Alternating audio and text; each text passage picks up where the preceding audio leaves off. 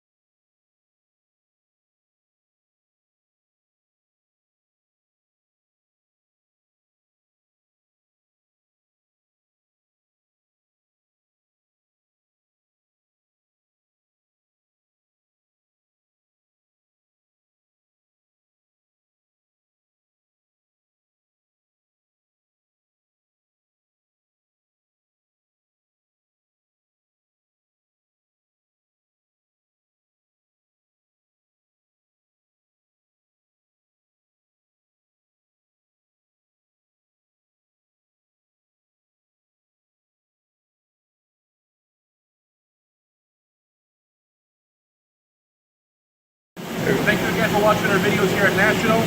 As you can clearly see, we're now doing a no-load test for one of our Liebherr high tower crane gearboxes. We did a remanufacture, repaired shaft seal areas, tungsten carbide and reground all gearing, made one low-speed pinion, repaired all clutch discs, clutch brushes, and so forth.